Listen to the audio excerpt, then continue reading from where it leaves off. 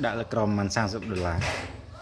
Anh ấy này cái mâm khơi thì đã Ngồi lên ăn vào đây.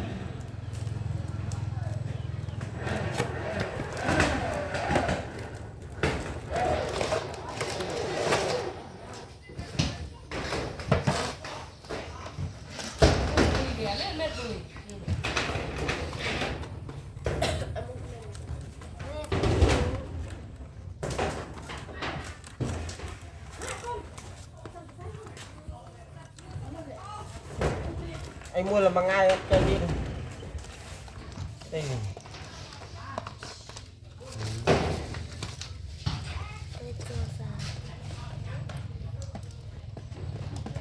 anh ấy bay mới này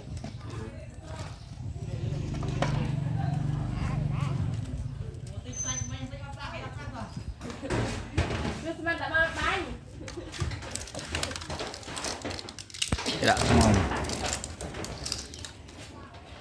rồi tôi nuôi gì đây tôi nuôi Bát à. Túi hả không? rồi ăn ba là Ôi, nó là từng ăn vào túi hả không? này Đi ôn lên mùi thế này.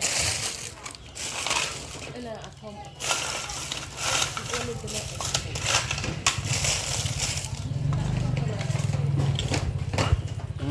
Bò nó sẽ luôn.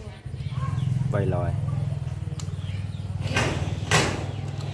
anh ấy mà Thì khinh lưới.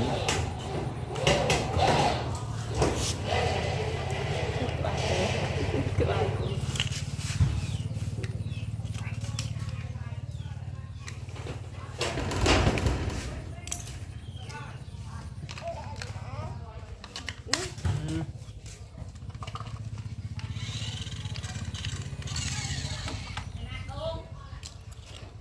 Tế nó đôi nó pha sen rồi.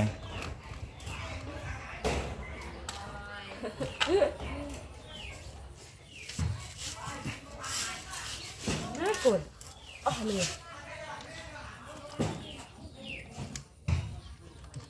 Hộp son. Lên đi một. Đây này.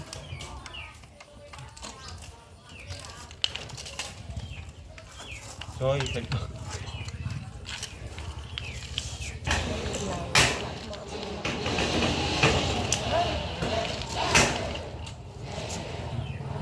Chia thiệt. anh ấy bán đặt sao rồi dương của sa đồ đúng sao Mua chào.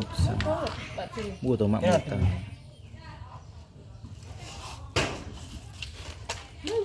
anh ấy dương ai bớt được lưu tra với ba này xa về cua càng cua và đây cũng bớt được không tức anh đây